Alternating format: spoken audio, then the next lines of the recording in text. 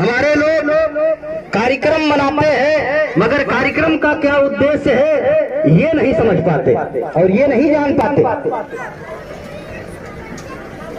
आज अभी मैं एक वीडियो देख रहा था, एक भाजपा का किसी प्रदेश का कोई मनोहर लाल खट्टर या करके कोई मुख्यमंत्री था, और 26 जनवरी को बोल रहा था कि 26 अगस्त के दिन राष्ट्र गौरवशाली दिन है। उसको ये पता नहीं है कि 26 जनवरी और 15 अगस्त में क्या अंतर है। 15 अगस्त को क्या हुआ, 26 जनवरी को क्या हुआ, उसको ये पता नहीं है। और ऐसे ही लोग अपने आप को राष्ट्रवादी कहते हैं और देशभक्त कहते हैं। ये बात जानना और समझना बहुत जरूरी है। 15 अगस्त 1947 के दिन इस देश में क्या हुआ, 26 जनवरी के दिन क्या हुआ, ये जानना और समझना बहुत ही जरूरी है। हमारे लोगों को बताया जाता है 15 अगस्त 1947 को हमारा देश आजाद हो गया, मतलब अंग्रेज हमारे देश से चले गए। और 26 जनवरी को क्या हुआ, 26 जनवरी को इस देश को चलाने के लिए, सबको समान अधिकार देने के लिए जो भारतीय संविधान हमारे बाबा साहब डॉक्टर भीमराव अंबेडकर साहब ने जो विश्व का सबसे बेहतरीन संविधान लिख करके 26 जनवरी 1950 को जो लागू किया, यानी हमें अधिकार देने का काम संवैधानिक तरीके से बाबा साहब अंबेडकर ने किया। साथियों, 26 जनवरी 1950 को भारत में संविधान लागू होता है। देश में कानून कायदे कैसे देश चलेगा, ये संविधान लिखने के लिए देश में कोई और नहीं मिला। बाबा साहब अम्बेडकर ने विश्व का सबसे बेहतरीन संविधान भारत को दिया, और विश्व के 6वें नंबर के विद्वान बाबा साहब डॉक्टर भीमराव अंबेडकर साहब। मगर साथियों, मैं कई कार्यक्रमों में देखा, मैं कई जगहों देखा, 26 जनवरी के दिन बाबा साहब डॉक्टर भीमराव अंबेडकर साहब का कहीं नाम नहीं लिया जाता है। हम अक्सर ये बात बोलते हैं, हम ये बात बताते हैं, ये बच्चों को भाई थोड़ा सावधान है। दिवाकर जी जरा देखिए, इन बच्चों को थोड़ा सा मेंटेन कीजिए, जरा बच्चों को मेंटेन कीजिए।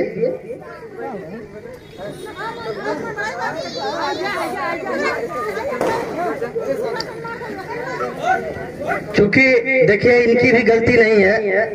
भारत की जो व्यवस्था है, उस व्यवस्था में संस्कार क्या होता है, डिसिप्लिन क्या होती है, ये हमारे लोगों में जा ही नहीं पाया।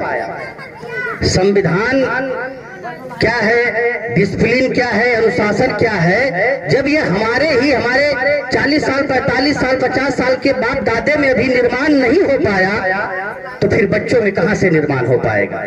ये कमी है हमारे लोगों में। उसके पीछे कारण है, क्योंकि थोड़ा सा मुझे लगता है कि विलंब हो गया है। इधर कार्यक्रम भी है प्रधान जी क्या, मैं थोड़ा सा इस ग्राउंड पर मुझे वक्त लग गया, तो कई बार जन जागृति का कार्यक्रम होता रहा है, और इस जन जागृति के कार्यक्रम हमारा 26 जनवरी के संदर्भ में जो कार्यक्रम करने का मकसद है, सिर्फ ढोल नगाड़े बजा करके, डीजे बजा करके नाचने का मामला नहीं है। यह भारतीय संविधान जब लागू किया गया, तो इस भारतीय संविधान में हमारे कौन कौन से अधिकार सुरक्षित हैं, हमें कौन कौन से अधिकार मिले, इस बात की जानकारी कितने साथियों को है? नहीं जानकारी है। क्यों? क्योंकि जो जानकारी सरकार को देना चाहिए, भारत सरकार को जो जानकारी देना चाहिए, वह जानकारी नहीं दी जाती है। संविधान की जानकारी हमारे लोगों को नहीं दी जाती है। महात्मा गांधी, लोग महात्मा गांधी कहते हैं, लेकिन हम बामसेव के लोग, एक किताब लिखी गई है रंगीला गांधी करके। क्यों? क्योंकि रंगीला गांधी ने हम लोगों के लिए कुछ नहीं किया, देश के लिए कुछ नहीं किया, मगर 2 अक्टूबर को राष्ट्रीय पर्व के रूप में 2 अक्टूबर गांधी जयंती मनाई जाती है। मगर क्या आप लोगों ने कभी इस बात को समझा? क्या कभी आप लोगों ने इस बात को जाना कि विश्व का सबसे बेहतरीन संविधान देने वाले बाबा साहब डॉक्टर भीमराव अंबेडकर साहब का 14 अप्रैल को कौन सा राष्ट्रीय पर्व घोषित करती है सरकारें? कभी आप लोगों ने इस बात को सोचा? अरे ये तो हमारे महापुरुषों का इतना जबरदस्त ये विचारधारा है कि हम भारत के लोग, हम भारत के मूल निवासी बहुजन लोग रंगीला गांधी को भूलना चाहते हैं, मगर ये कांग्रेस और बीजेपी के जो मनवादी सरकारें हैं ये भूलने नहीं देना चाहती। और बाबा साहब अंबेडकर को ये मनवादी सरकारें भुलवाना चाहती है, लेकिन हम मूल निवासी बहुजन हैं कि बाबा साहब अंबेडकर के नाम को भूलने नहीं देते। ये बात समझने की जरूरत है। ये हमारे महापुरुषों की ताकत है। मगर अभी हमारे ब्रजेश भाई ने भारतीय व्यवस्था, सामाजिक व्यवस्था के बारे में कुछ चर्चा किया। हमारी माताएं बहनें बैठी हैं, उनको मनुस्मृति में हमारे राष्ट्रीय अध्यक्ष बावन मेश्राम साहब कहते हैं कि मनुस्मृति में मनु ने जो विधान लिखा उसमें हम भारतीय लोगों को अधिकार यानी मूल निवासी शूद्र लोगों को कोई अधिकार नहीं दिया, मगर हमारे बाबा साहब डॉक्टर भीमराव अंबेडकर साहब ने जब भारतीय संविधान लिखा तो उनको भी अधिकार दिया और हमें भी अधिकार दिया। हमारे जब बाबा साहब डॉक्टर भीमराव अंबेडकर ने अधिकार संविधान लिखा तो उस भारतीय संविधान में उनको भी अधिकार दिया और हमें भी अधिकार दिया। मगर उनके बाप दादाओं मनु ने जो मनुस्मृति लिखा उसमें हम लोगों को अधिकार नहीं दिया, हमारे साथ धोखा और छल किया। मगर हमारे डॉक्टर बी आर अम्बेडकर साहब ने जब भारतीय संविधान लिखा तो उनको भी अधिकार दिया, हमें भी अधिकार दिया। 15 अगस्त 1947 को बताते हैं कि हमारा देश आजाद हो गया। आज 72 साल हो गया। आज ये 72वां गणतंत्र दिवस है। 72 साल हो गया और संविधान संपूर्ण रूप से लागू नहीं हो पाया। भारतीय संविधान अभी भी भारत में संपूर्ण रूप से लागू नहीं हो पाया और भारतीय संविधान को खत्म करने के लिए ये मनवादी लोग दिन प्रतिदिन लगे हुए। अब भारतीय संविधान को कैसे खत्म कर रहे हैं ये हमारे लोगों को पता नहीं है। अब पता कब होता जब भारतीय संविधान में हमारे हक अधिकार लिखे हुए हैं, भारतीय संविधान में क्या लिखा हुआ है अगर हम ये बात समझ पाते, जान पाते, तब तो हम समझ पाते कि भारतीय संविधान के साथ ये छेड़छाड़ क्यों हो रहा है। भारतीय संविधान के साथ हमारी माताएं बहनें बैठी हैं। अभी हमारे ब्रजेश भाई ने बताया कि जो सती प्रथा थी हमारी माताओं बहनों के साथ इतना ये ब्राह्मणवादी सरकार, ये ब्राह्मणवादी जो व्यवस्था थी वो कितना अन्याय और अत्याचार करती थी। सती प्रथा, शुद्धिकरण, अशिक्षा, आज जो हमारी माताओं बहनों का पढ़ने लिखने का अधिकार प्राप्त हुआ ये हमारे लोगों को पता नहीं है कैसे मिला। ये भारतीय संविधान की देन है। हम कुर्सियों पर बैठ रहे हैं, हम यहाँ से माइक से बोल रहे हैं, ये भी नहीं पता कि हमें अधिकार कैसे मिला। ये अधिकार हमको आर्टिकल 19 में बाबा साहब डॉक्टर भीमराव अंबेडकर साहब ने संविधान में दिया। अब भारतीय संविधान को किस तरह से सत्यानाश और खत्म किया जा रहा है ये बात जानना और समझना बहुत जरूरी है। अभी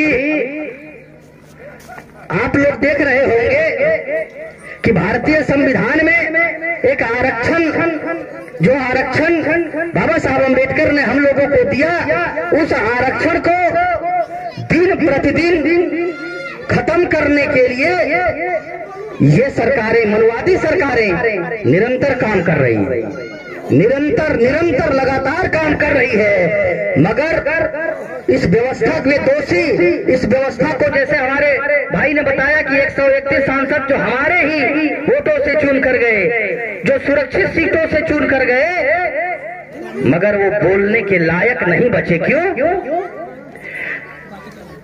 क्योंकि भारत में राजनीति जो है वो व्यवस्था से चलती है, वो व्यवस्था से चलती है, मगर व्यवस्था की समझ हमारे लोगों को ही नहीं है। व्यवस्था की समझ ना होने के कारण हमारा सत्यानाश हो रहा है, इस बात की भी जानकारी हमारे लोगों को नहीं है। अब जैसे मैं इस तरह यहाँ बोल रहा हूँ, आप लोग बैठकर सुन रहे हैं, ये आर्टिकल 19 में बाबा साहब अम्बेडकर ने हमें बोलने, हमारे विचारों के अभिव्यक्ति का आजादी भारतीय संविधान में दिया, मगर आज आर्टिकल 19A को खत्म किया जा रहा है। हमें कार्यक्रम साल भर से आप लोग देख रहे होंगे कि कोरोना नाम की जो बीमारी को ला करके इसके पीछे का बहुत षड्यंत्र जो है, वो षड्यंत्र हमारे लोगों के जल्दी समझ में आने वाला नहीं है। अभी नरेंद्र मोदी ने अपने भाषण में बोले थे कि आपदा को अवसर में बदलो, आपदा को अवसर में बदलो। हमारे लोगों के बात ये पल्ले नहीं पड़ी कि आपदा को कैसे वो अवसर में बदलने के लिए कह रहा है, क्योंकि उसको बहुत बड़ा मौका मिल गया और जितने संविधान के विरोध में जितने कानून बनाना था, उन लोगों ने बिना सांसदों के बहस के कानून बनाने का काम किया। अभी आप देख रहे हैं भारत में जो किसानों का बहुत बड़ा आंदोलन चल रहा है, हम आप यहाँ बैठे हुए हैं, हमारी माताएं बहनें बैठी हुई हैं, हम लोगों को ये खबर नहीं हो पाती। आज अब टीवी आप चैनल चालू किए होंगे तो किसी भी टीवी चैनल पर किसान आंदोलन के बारे में कोई जिक्र तक नहीं कर रहा है। उसके पीछे क्या कारण है? क्योंकि भारत में गणतंत्र नहीं, लोकतंत्र नहीं, स्पष्ट रूप से ब्राह्मण तंत्र लागू हो चुका है। बाबा साहब अम्बेडकर अमेरिका में एक वॉइस ऑफ रेडियो कार्यक्रम में बोल रहे थे कि भारत में भारतीय संविधान होने के बाद भी लोकतंत्र स्थापित नहीं हो पाया, वहां पर ब्राह्मण तंत्र स्थापित हो गया। ब्राह्मण तंत्र स्थापित मतलब भारत में जो संविधान लागू हुआ उसमें लिखा, बाबा साहब अम्बेडकर की विचारधारा थी कि समता, स्वतंत्रता, बंधुता और न्याय पर आधारित भारत राष्ट्र का निर्माण करेंगे। क्या समता, स्वतंत्रता और बंधुता आज हम लोगों में 72 साल हो गया, क्या 72 साल में भी ये समता, स्वतंत्रता, बंधुता और न्याय हम लोगों को मिल रहा है? न्याय क्या मिल रहा है? नहीं मिल रहा है। अभी किसान 3 बिल जो लाई गई है, यह जान लीजिए कि भारत में 2 विचारधाराएं आज भी काम कर रही है। ये बात जानना और समझना बहुत जरूरी है। भारत में 2 विचारधाराएं आज भी काम कर रही है, एक ब्राह्मणवादी विचारधारा, एक बुद्धवादी अम्बेडकरवादी विचारधारा। जो ब्राह्मणवादी विचारधारा है वो भारतीय संविधान को खत्म करने के लिए काम कर रही है, और बुद्धवादी और अम्बेडकरवादी विचारधारा जो है, जिसको कि वामसेफ चला रहा है, वो संविधान बचाने के लिए और भारत में संपूर्ण रूप से संविधान लागू कराने के लिए लड़ाई लड़ रही है। आरएसएस को 2025 में 100 साल पूरा होने जा रहा है, और बाबा साहब अम्बेडकर ने कहा था कि मेरे मूल निवासी बहुजनों, अगर आप चाहते हो कि अगर मैं इस धरती पर जिंदा रहूंगा, तब तक जिंदा रहूंगा जब तक भारतीय संविधान जिंदा रहेगा। जब तक भारतीय संविधान जिंदा रहेगा तब तक मैं इस धरती पर रहूंगा। मगर साथियों, भारतीय संविधान को एक करके ये मनवादी सरकारें खत्म कर रही है। अभी किसान आंदोलन कर रहा है, किसान की बातें नहीं मानी जा रही है, हमारे लोगों में भ्रम पैदा किया जा रहा है। क्या भ्रम पैदा किया जा रहा है?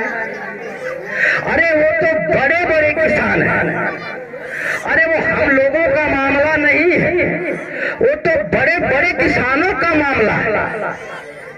मगर साथियों, किसान तो किसान होता है, इंसान तो इंसान होता है।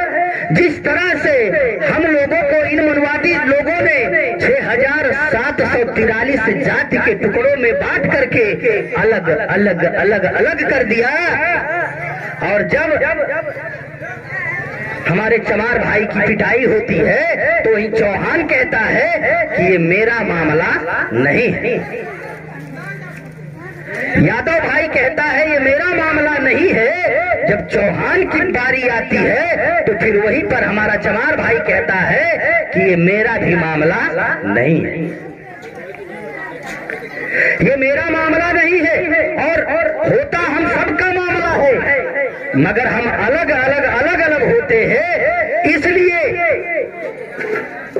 इसलिए हम अलग अलग टुकड़ों में बांट दिए गए, इसलिए हम समझ नहीं पाते हैं, और हम लोगों की वो अलग अलग तरीके से अलग अलग टुकड़ों में करके और पिटाई करने का काम करते हैं।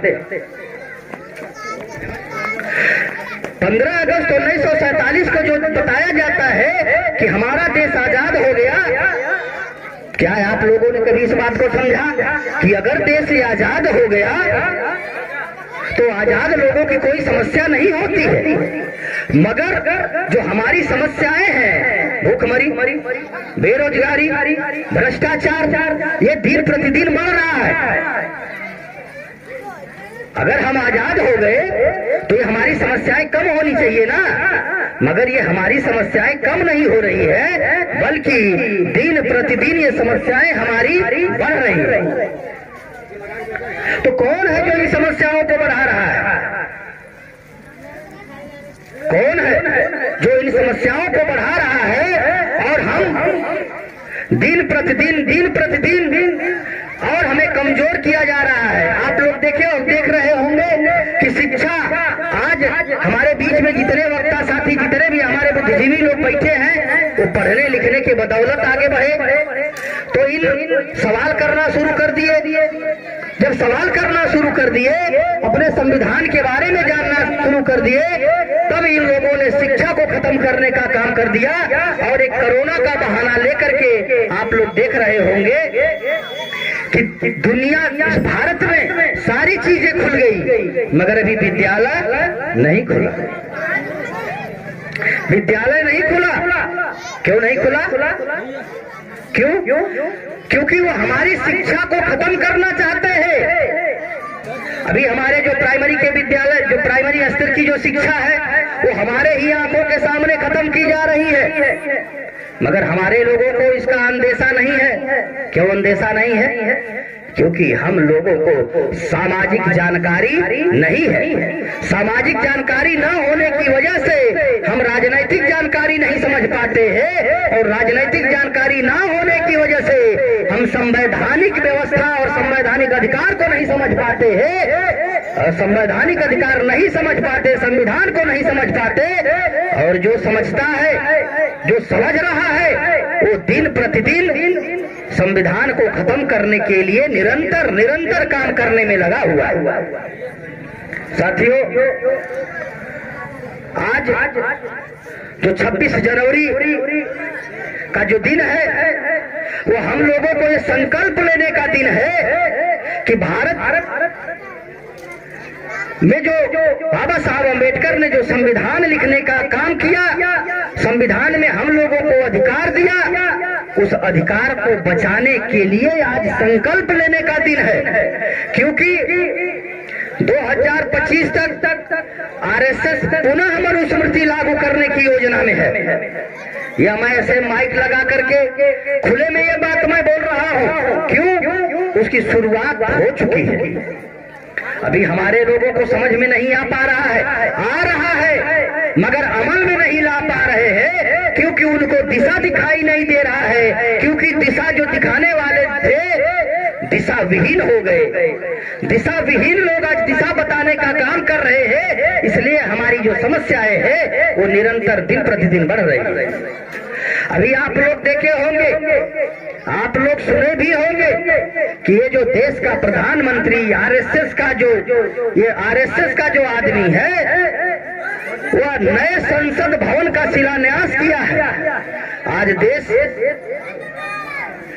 विषम परिस्थितियों से जूझ रहा है, भूखमरी बढ़ गई, बेरोजगारी बढ़ गई, मगर बेरोजगारी के संदर्भ में बेरोजगारी को दूर करने के लिए सरकार कोई काम नहीं कर रही है। शिक्षा के क्षेत्र में बढ़ोतरी के लिए स्कूल, महाविद्यालय, कॉलेज खोलने के लिए और अध्यापकों की व्यवस्था नहीं कर रही है। आज जिस समय इस भारत देश को अस्पताल की जरूरत थी, आज ये सरकारें मंदिर बनाने में लगी हुई है। मंदिर बनाने से हम लोगों का क्या फायदा है? ये हम लोगों को इसका विरोध कर देना चाहिए, क्योंकि मंदिर से बाबा साहब अम्बेडकर ने कहा कि सुबह 2 घंटा बचता है, 1 घंटा मंदिर वाला और 1 घंटा स्कूल वाला, विद्यालय वाला। अब तय आपको करना है, जो मंदिर वाला जो घंटा बचता है वो हमको गुलाम बनाने के लिए, अंधविश्वास में ढकेलने के लिए, हमको मजलूम कमजोर बनाने के लिए वो घंटा बचता है। और जो विद्यालय का घंटा बचता है वो हमें डॉक्टर, मास्टर, इंजीनियर और बुद्धिजीवी बनने के लिए वो घंटा बजता है। तो तय हम लोगों को करना है कि हमें किस घंटे की आवाज सुन करके और किधर जाने की जरूरत है। मगर साथियों, सबसे विकट और विषम परिस्थिति तब होती है जब हम लोगों के अंदर जन जागृति का अभाव। मानवर कांसीराम साहब ने जब तक जन जागृति का कार्यक्रम चलाया, तब तक हम लोगों में वह व्यवस्था निर्माण हुई। हम लोग उस सामाजिक व्यवस्था को समझने का प्रयास कर रहे थे, मगर आज जन जागृति का कार्यक्रम खत्म हो गया। इसलिए हम लोग सही और गलत, गलत और सही की पहचान हम लोग नहीं कर पा रहे हैं। अभी जैसे मान लीजिए, सबसे बड़ी समस्या क्या होती हमारी है, हम जैसे 2-3 बार यहाँ हम और कार्यक्रम करके हर चीज जान समझ चुके हैं। तो इसके उपरांत जो भारत की व्यवस्था है, उस भारत व्यवस्था में जब ये सरकारें फेल होती हैं तो जो 2 चीजें हम लोगों पर लागू कर देती हैं, एक राष्ट्रवाद और एक हिंदुत्व। इनका सबसे बड़ा मुद्दा ये 2 होता है, हिंदू राष्ट्र, हिंदूवाद और राष्ट्रवाद, जो कि दोनों चीजें इन लोगों की फर्जी होती है, मगर हम लोगों को उसी में उलझा और फंसा देते हैं। हम लोग फंस जाते हैं। हम लोग कैसे फंस जाते हैं? जैसे मान लीजिए, आज अभी आप लोग देख रहे होंगे कि जब 1992 में बाबरी मस्जिद गिराई गई, उस समय ओबीसी के लिए जो क्रिमिलेयर लागू किया गया, यानी उनको जो संवैधानिक अधिकारों के तहत जो आरक्षण 27% का लागू किया गया, उस समय बाबरी मस्जिद गिरा करके हमारे लोगों को भ्रमित कर दिया गया। कैसे? क्योंकि जो शासक वर्ग है वो हम लोग हमारे जो बहुजन मूल निवासी लोग हैं वो गुमराह होने में माहिर है, और जो मनवादी है वो गुमराह करने में माहिर है। हम लोग गुमराह होने में माहिर हैं और वो गुमराह करने में माहिर है। कैसे? जब ओबीसी के लिए मंडल कमीशन लागू हुआ और जब 27% का आरक्षण मिला, तो 27% आरक्षण को भी खत्म करने के लिए इन सरकारों ने जो राम मंदिर का मुद्दा उठाया और बाबरी मस्जिद का विध्वंस करवाया, तो उस समय अधिकार लेने की जरूरत थी, क्रिमिलेयर को बचाने की जरूरत थी, मगर उस समय हमारे लोग कहाँ चले गए? मंदिर बनाने चले गए। और आज सबसे बड़ा जो 3 कानून जो किसानों के विरुद्ध, जो काला कानून जो इस सरकारों ने पास कर दिया है, वो सरकार का दौर क्या है? ये 3 काला कानूनों से हमें लड़ने का वक्त है, लड़ने का समय है। मगर फिर आरएसएस वालों ने, अभी आप लोग देखे होंगे, उनका 1 सूत्रीय कार्यक्रम चल रहा है। आरएसएस वालों ने कहा है कि हम घर घर जाएंगे और हर घर से 11 रुपया लेंगे, किस लिए लेंगे? मंदिर बनाने के लिए लेंगे। वो टेस्ट करता है, वो समय समय पर टेस्ट करता है। अभी कोरोना के समय में आप लोग देखे होंगे कि हमारे लोगों ने थाली और ताली बजाया, दीपक भी जलाया। तो एक दादी हमसे पूछी कि ये बाबू ये ताली या थाली काहे बजल? हम कहली कि ये दादी वो बहिन ये जानल चाहत हुआ कुल बभनवा कि अब बहिन कितना बेवकूफ यहाँ हुए, अब बहिन कितना इन्हन के गुलाम बनावल जा सकला। ई जाने बदे, ई समझे बदे ताली या थाली कुल बजोना। हमारे लोगों के मन में जो धार्मिक डर पैदा किया हुआ है, अभी धार्मिक डर क्या है? जैसे धार्मिक डर ये पैदा किया है कि अगर आप पूजा नहीं करोगे, काली माई को कराही नहीं चढ़ेगी तो अनर्थ हो जाएगा। ये डर है। उस डर की वजह से हमारे लोग, देखिए वो तो चलिए कोरोना जो बीमारी है वो बीमारी है, तो ताली अब मेरे लोग इतना भी नहीं समझ पाए। देखिए अभी मानसिक बाबा साहब अम्बेडकर ने जो संविधान लिख करके और शिक्षा का अधिकार हमारे माताओं बहनों को दिया, हमारे भाइयों को दिया, तो अभी वो ब्राह्मण जो है ना वो चेक करता है कि अम्बेडकर ने जो संविधान में इन लोगों को पढ़ने का अधिकार दिया, तो पढ़ लिख करके इनका दिमाग अभी कितना विकसित हुआ है, यानी तर्क करने की क्षमता इनकी कितनी बढ़ी है, ये एक बार में चेक कर लेता है। अभी कुछ दिन पहले आप लोग देखे होंगे कि गणेश की मूर्ति को पूरे भारत में दूध पिलवा दिया, और हमारे लोग बल्टी का बल्टी दूध जो 200, 300, 400 रुपया लीटर बिकने लगा, और मूर्ति को दूध पिलाने के लिए पूरी लाइन होने लग गई पूरे भारत में। और आज पूरा विश्व जो देश है वो कोरोना महामारी से लड़ने के लिए दवा की खोज करने में लग गया, और हमारे यहाँ ब्राह्मण चेक करने में लग गया कि अभी मूल निवासी बहुजन कितना, इसका दिमाग कितना विकसित हुआ है। एक बार बोला ताली और थाली बजाने से कोरोना दूर होगा। कोरोना माई का मंदिर भी कहीं कहीं बनने लगे। देखिए अभी वो चेक करता है कि वास्तव में जो मूल निवासी बहुजन है इसका अभी आइडियोलॉजी यानी इसका दिमाग कितना विकसित हुआ है। हमारे लोग थाली और ताली बजाने लगे, वो उतने में ही चेक कर लिया कि अभी इतने बेवकूफ यहाँ है, अभी कितने समय तक इन पर अभी शासन किया जा सकता है। आज जिस संविधान के बदौलत हम लड़ाई लड़ने का काम करते हैं, आज संविधान रहते हुए अगर हम पुलिस थाने पर जाते हैं, एसपी के यहाँ जाते हैं, तो हमारी कोई सुनने वाला नहीं है, एफआईआर तक दर्ज नहीं हो पाता, जबकि संविधान में हमारा भी अधिकार है। और जिस दिन संविधान में इस अधिकार को खत्म कर दिया, आर्टिकल 19A को खत्म कर दिया, उस दिन हमारी क्या औकात रहेगी। बाबा साहब अम्बेडकर रात में 1 बजे रात को सिसकिया ले रहे थे, रो रहे थे, तो उनके जो पर्सनल पीए नानक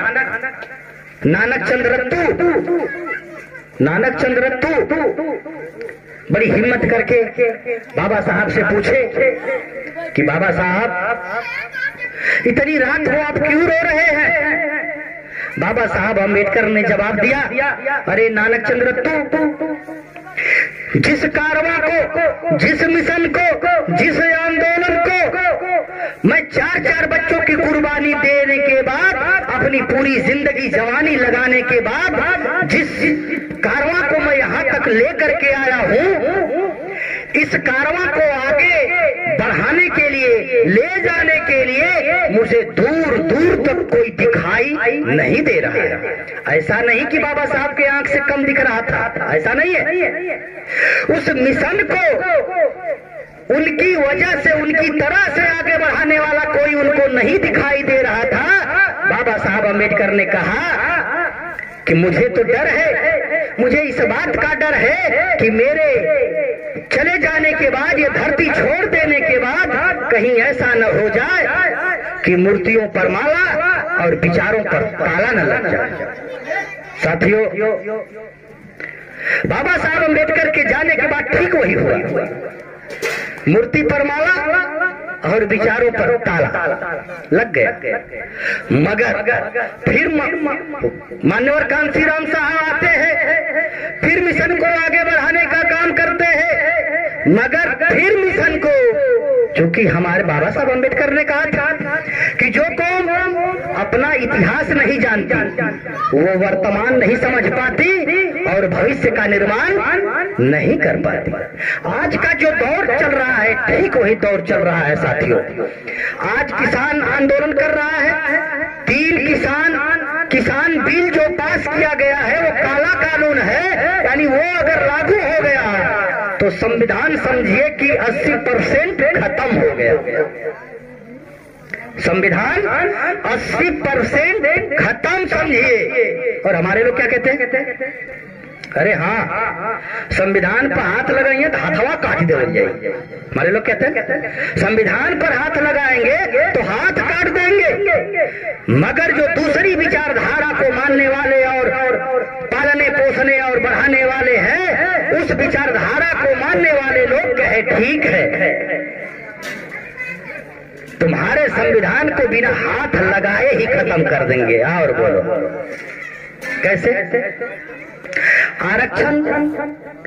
आरक्षण संविधान कैसे खत्म हो रहा है ये हम लोग जानते, तब तो समझ पाते। मैं पहले ही बात को रखा, मैं इस बात को रख चुका हूँ क्या कि जब हम संविधान को समझ पाते तब तो हम जानते कि हमारे संविधान को कैसे खत्म किया जा रहा है। अब जैसे उदाहरण के लिए बता रहा हूँ, जैसे अगर 2 बीघा खेत हमारे पास है, हमारे जोत में 2 बीघा है, मैं देख रहा हूँ कि 2 बीघा है और 2 बीघा का उपयोग और उपभोग मैं कर रहा हूँ।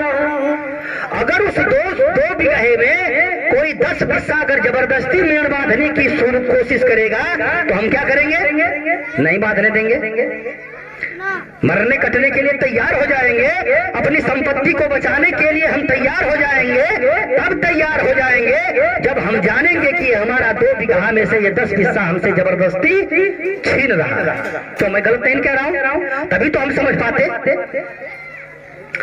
अब जब संविधान को खत्म किया जा रहा है तो संविधान को कैसे सरकारें खत्म, ये मनवादी सरकारें कांग्रेस और बीजेपी जो ब्राह्मणों की सरकारें हैं, यानी वो जो मनुवादी व्यवस्था को मानने वाले लोग हैं, कैसे खत्म कर रहे हैं? पहला बात, आरक्षण सबसे मजबूत स्तंभ बाबा साहब अम्बेडकर ने हम लोगों को दिया। आज संविधान के बदौलत पढ़ने का अधिकार, पढ़ने के लिए वरीयता, नौकरी में जाने का अधिकार, नौकरी में वरीयता, व्यवसाय करने का अधिकार, व्यवसाय करने की वरीयता आरक्षण के बदौलत मिली। और वो आरक्षण सरकारी संस्थानों में, देखिए ध्यान दी, गौर करें, हमारी माताएं बहनें जरा गौर करेंगी इस बात को। संविधान में वो चीजें हैं और वो संविधान जो सरकारी संस्थान है, उन सरकारी संस्थानों में ही ये व्यवस्था उपलब्ध है। प्राइवेट में यह व्यवस्था उपलब्ध नहीं, प्राइवेट संस्थानों में यह व्यवस्था उपलब्ध नहीं है। आरक्षण की व्यवस्था प्राइवेट सेक्टर में नहीं है। अब सरकारी संस्थानों को ही प्राइवेट कर दिया। ध्यान दीजिएगा, अब सरकारी संस्थानों को, जैसे रेलवे को ले लीजिए, FTI गोदामों को ले लीजिए, यानी इन संस्थानों को अभी बिजली विभाग के लोग आंदोलन कर रहे थे, बिजली विभाग को भी प्राइवेट हाथों में देने की योजना है और वो योजना चल रही है, वो योजना चल रही है। अब जब सरकारी संस्थानों को प्राइवेट कर दिया तो आरक्षण खत्म हो गया, यानी नौकरी में जाने वाले लोग हमारे लोग जाएंगे। अब किसान बिल में जो प्राइवेटाइजेशन का जो कानून पास किया गया है, तो हम जो कानून सरकारें पास करती हैं बहुत लुभावने वाले होती हैं। हमारे लोगों को क्या बताया जाता है, सबसे पहले जब वो हमारे विरोध में काम करना होता है तो सबसे पहले उसके गुणवत्ता का प्रचार करवाते हैं, झूठा प्रचार करवाते हैं। क्या ये रेल में ना, ये रेल में सही व्यवस्था नहीं है। अब जब प्राइवेट हो जाएगा ना तो रेल में सही व्यवस्था हो जाएगी, सब कर्मचारी सही से काम करने लगेंगे। अभी विद्यालय जो शिक्षा का संस्थान है, शिक्षण संस्थानों को भी ये सरकार प्राइवेट करने के लिए योजना बना रही है। और उसके पीछे क्या है, अरे मास्टर ने पढ़ौता उड़ौता ना, या नाते जब प्राइवेट हो जाते ना तब खूब पढ़ौता था। हम लोग कहें हाँ सही बात है, देखा ये कुल ना पढ़ौता ना, जब प्राइवेट हो जाए तब इन लोगों मामा लोगों के समझ में आई। मगर उसके पीछे का षड्यंत्र क्या होता है ये हमारे लोग समझ नहीं पाते। अब जो किसान बिल लाया गया उसमें जो प्राइवेटाइजेशन किया जा रहा है, अभी जैसे मान लीजिए जो निजी कंपनियां जैसे अडानी, अंबानी, रिलायंस की जो कंपनियां आएंगी, आपकी जो फसलें जो आप पैदावार करते हो 1 quintal 2 quintal 10 quintal 20 quintal 25-50 quintal जो आप बेच पाते हो वो आप पैसे नहीं बेच पाओगे। अभी एक हेल्पलाइन नंबर होगा, वो उसके बाद ब्लॉक से आप बेचना चाहोगे तो उस पर फोन करोगे तो आपको अच्छा लग रहा है कि यार फोन करेंगे वो आ जाएगा, हमारा सामान लेके जाएगा, दाम देके जाएगा। मगर क्या करेगा, आपको बोलेगा कि भाई देखो ये आपका गेहूं जो है वो 10 रुपए से ज्यादा हम नहीं लेंगे। अरे हमारा गेहूं 15 रुपया 18 रुपया बिकता था, भाई देना हो तो दो, नहीं तो हम चलें। अब उसके अलावा आपका गेहूं कोई खरीदने वाला नहीं होगा, तो जब धीरे धीरे आप दबते चले जाएंगे, कर्ज तले दबते जाएंगे, तो ये सरकारी ये जो प्राइवेट संस्थाएं होंगी वो आपके पास आएंगी। कहीं दादा 1 बीघा में साल भर में कितना बचा लेला, तो दादा कहे ये बाबू बड़ी मेहनत करीला तो 30,000 रुपया दोनों साल का मिला के कुल काट पीट के 30,000 रुपया ले बचा ले। बस 30,000, हम तो है 60,000 रुपया दे, हम आपको 60,000 देंगे। कब अरे यार तो बहुत बढ़िया 30,000 मिल जाता है, 60,000 दे तो बहुत अच्छा काम है। कहिए इतने ना जीवन आप खेतिया पर कमवा करवा वो मजदूरी अलग से मिली, कबल तो सोने पर सुहागा होगा, ये तो सोने पर सुहागा होगा। अब का एकदम अरे मोदी एकदम जिंदाबाद होंगे, तो 1 नंबर का काम होगा। मगर ऐसे नहीं, आप जमीन जो भी 1 बीघा 10 बिस्सा 2 बीघा 4 बीघा हम लोग मेहनत ये संवैधानिक अधिकार के बदौलत जो बना पाए हैं, उस जमीन को उस प्राइवेट कंपनी के साथ एग्रीमेंट करना होगा। एग्रीमेंट करेंगे और वो जो बताएगा वही जो बोलेगा वही खेती करेंगे। इसके बाद क्योंकि वो एग्रीमेंट हो जाएगा तो वो कटवा के ले जाएगा, आपको 60,000 रुपया जब देगा। अनाज तो आपके घर आया नहीं, अब जीने के लिए अनाज की जरूरत है, अन्न की जरूरत है, तो फिर आप वही खरीद करके खाएंगे। फिर क्या होगा, अब मान लीजिए 50 साल 40 साल 45 साल के बाद आपने एग्रीमेंट कर दिया। जब एग्रीमेंट कर दिए तो जैसे आज दादी या दादा जब मरले के बाद तेरा ही बीता न बीता पावे, तब ले लोग पट दे लेखपाल के कहिया हे भैया हम आधार कार्ड वगैरह दे थैला पट दे हमारे वरासत का काम कर दा, तो यानी उनकी जमीन उनके बेटों के नाम जाती है। अब ध्यान दीजिएगा कितना बड़ा षड्यंत्र है ये। अब जब आप जमीन एग्रीमेंट किए रहेंगे कंपनी के साथ, तो आपके मरने के बाद वो जमीन आपके बेटे के पास नहीं जाएगी, वो जमीन कहाँ चली जाएगी, कंपनी के पास। अब वो जमीन कंपनी की हो जाएगी। यानी जो आज हम 2 बीघा 4 बीघा या 10 बिस्सा 1 बीघा जो हमारे पास है भी, हमारी जो आने वाली जनरेशन है उसको ये भी नहीं पता चलेगा कि हमारे पास जमीन था भी। यानी ये जो जमीन है वो हमारे भी फलाने हेजैन का टुकड़वा हमारे दादा का रहल, यह भी करने का अधिकार उनके पास नहीं रहेगा।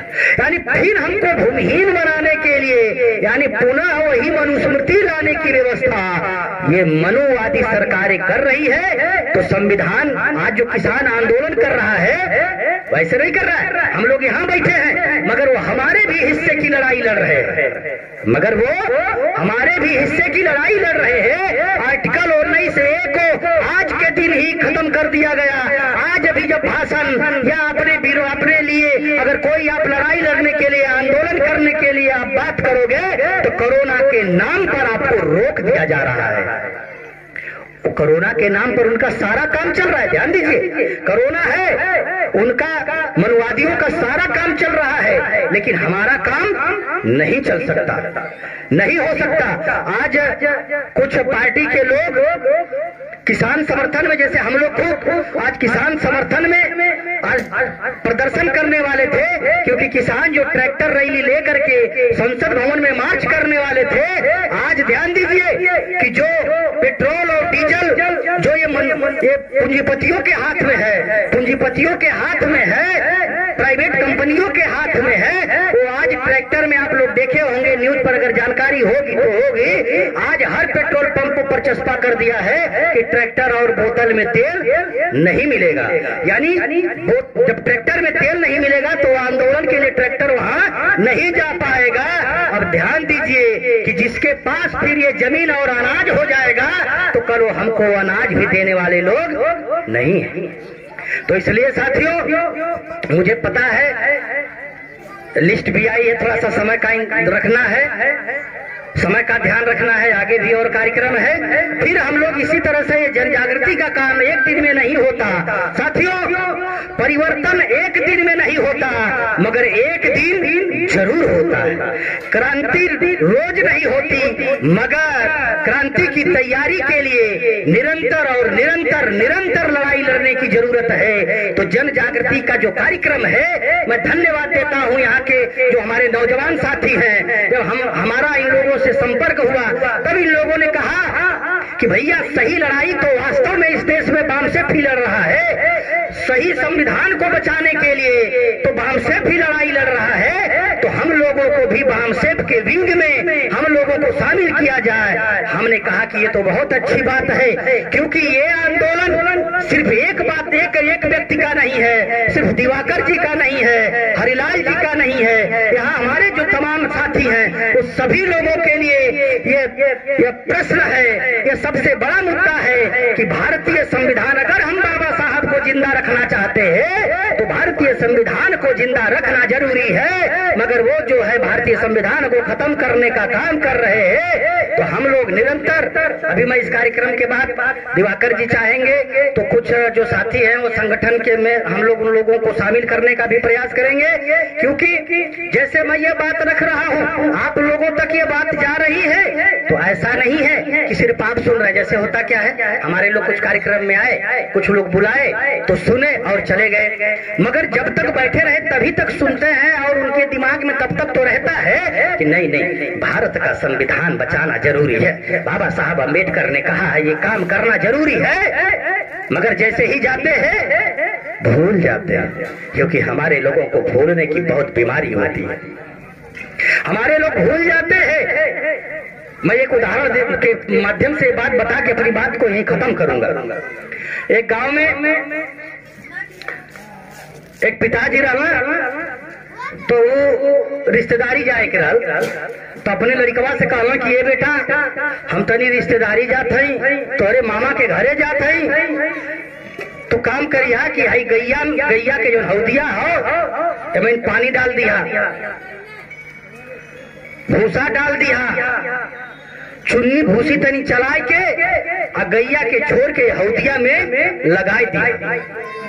तो लड़का जब वो चल गई ना रिश्तेदारी, तो लड़कवा का कहला अगलिया बगलिया घूम घूम के खाली कह कि बाबू कहले हवा हौदिया में पानी डाले के, लहना डाले के, चुन्नी भूसी चलावे के कहले हवा, कहले हो कि गैया छोड़ के बांध दिया हौदिया पर। मतलब वो जोन कमवा करे के रहो कमवा करे ना, बस खाली घूम घूम के बतिया सबसे कह कि बाबू कह के गए हौदी में पानी डाले के, लहना डाले के, चुन्नी भूसी चलावे के, गैया छोड़ के हौदिया पर बांधे के कह के गए। जब ओकर बाप अला साँझ का तो गाय इधरिए बाय हौदी में कुछ ना बाय कहना करे, ये बेटा तो कह के गल रही है कि हौदिया में पानी डाल दिया, लहना डाल दिया, गैया के छोड़ के हौदिया पर लगा दिया, कल बाबू तो सबसे हमें बतिया कहली है कि बतिया तो कह के गया, मतलब जो कहना तो करना था उसने किया नहीं, मत कहा। तो हमारे लोग आज क्या कर रहे हैं, बाबा साहब अभी हमारे जो कुछ लोग होते हैं ना, जैसे अभी बानसेफ 14 अप्रैल से ये बाबा साहब अम्बेडकर की जयंती हम लोग जो मनाते हैं ना, हम लोग बताए ना जो हम कार्यक्रम करते हैं उसका मकसद और उद्देश्य क्या होता है। तो हमारे लोग 14 अप्रैल के दिन साल में सिर्फ एक बार, और आरएसएस निरंतर 24 घंटा इस व्यवस्था को खत्म करने के लिए लगा हुआ है, संविधान को खत्म करने के लिए लगा हुआ है। उसी तरह से जो बामसेफ जिसके जो हम पूर्णकालिक प्रचारक हम हैं, हम भी जैसे उसके पास 12,000 लोग हैं जो 24 घंटा चल करके निरंतर इस संविधान को खत्म करने के लिए काम कर रहे हैं। और हम बामसेफ के लोग अभी 4,500 ही फुल टाइमर पूरे भारत में घूम घूम करके लोगों के अंदर जागृति पहुंचा करके, लोगों को बता करके इस संविधान बचाने के लिए हम लोग निरंतर लड़ाई लड़ रहे हैं और काम कर रहे हैं। तो हम लोग ये काम कर रहे हैं, तो हम सब लोगों को भारतीय संविधान को बचाने के लिए काम करना होगा। अब जैसे साल में खाली एक बार हमने लोग बाबा साहब अम्बेडकर की जयंती हो, खास रूप से शेड्यूल कास्ट, और शेड्यूल कास्ट में खाली चमार जाति का हमारे चमार भाई लोग। मगर सबसे बड़ी बात यह है कि यहाँ देखिए जो ब्राह्मणवादी नेता हो, जैसे अटल को ले लीजिए, चाहे पंडित जवाहरलाल नेहरू को लीजिए, किसी को ले लीजिए, वो पूरे देश का नेता होता है। मगर बाबा साहब अम्बेडकर विश्व का सबसे बेहतरीन संविधान भारत को दिए, वो किसके नेता हो गए? वो देश के नेता नहीं हुए, सिर्फ चमारों के नेता हो गए। वो देश के नेता नहीं हो पाए। क्यों नहीं हो पाए? क्योंकि हम लोगों को जो अलग अलग बांट दिया गया और संविधान में हमारे भी अधिकार है, ये हमको जानकारी नहीं हो पाई। तो हमारे लोग साथी क्या करते हैं, 14 अप्रैल के दिन झांकी निकालते हैं, जुलूस निकालते हैं, और बाबा साहब अम्बेडकर दारू का विरोध किए, वाइन यानी शराब पूरी जिंदगी हाथ नहीं लगाए। और 22 प्रतिज्ञा में पहली प्रतिज्ञा में सबसे ही पहले उन्होंने कहा कि ब्रह्मा विष्णु महेश को मैं ईश्वर नहीं मानता, यानी इनके देवी देवताओं को हम नहीं मानते। मगर हमारे लोग क्या करते हैं, उसी दिन वो गाना बजता है, क्या माई तुहार टिकुलिया निक लगत बा, माई तो बड़ी निक लगत बारू। कोई संस्कारिक बेटा ऐसा बोलेगा? नहीं बोल सकता। मगर ये गाना बजता है और हमारे लोग पूरा मस्त हो करके और नारा क्या लगाते हैं, बाबा तेरा मिशन अधूरा हम सब मिलके करेंगे पूरा, साल में सिर्फ एक बार। तो एक जाने जिसे झुम्मत जाता हो उनसे पूछ लो, भैया तनी बतावा वो बाबा साहब का मिशन का हो? कल देखा ऐसा ना कि हमें पता होता हो ना, कल तब काहे काला वगवा वाला बोलत रहो तो वो सुन के बोल देली, वो अगवा वाला बोलत रहा तो हम सुन के बोल दे। यानी जब मिशन ही नहीं पता तो पूरा कैसे होगा? जब मिशन की ही जानकारी नहीं और उस मिशन को निरंतर खत्म करने के लिए काम कर रहा है। तो साथियों, समय का ध्यान रखते हुए आज जो 26 जनवरी के दिन जो गणतंत्र दिवस हम लोग मना रहे हैं, तो आज हमें संकल्प लेने का ये दिन है कि भारतीय संविधान को हम लोग बचाने का काम करेंगे। और जो किसान आंदोलन चल रहा है, उस किसान आंदोलन का हम यही से हर चट्टी चौराहे पर बैठ करके अपने नाते हित रिश्तेदारों को फोन पर बता करके ये किसान जो आंदोलन है, वो जो किसान वहाँ लड़ाई लड़ रहा है, 137 किसान इस ठंडक में, कड़ाके की ठंडक में जो मर गए हैं, वो शहीद हो मरे नहीं है, वो शहीद हो गए हैं और शहीद का दर्जा उनको मिलना चाहिए। और हम लोगों को उनका समर्थन यहीं से जहां भी जरूरत पड़ेगी हम लोगों को चलना होगा। आप लोग ऐसा करेंगे, भारतीय संविधान को बचाने के लिए अपने जिंदगी को लगाने का काम करेंगे, ऐसा आप लोग करेंगे। इसी आशा और विश्वास के साथ मैं अपनी बात को यही विराम देता हूँ। जय भीम, जय भारत, जय मूल निवासी, नमो बुद्धाय। जय मूल निवासी सर, बैठिए।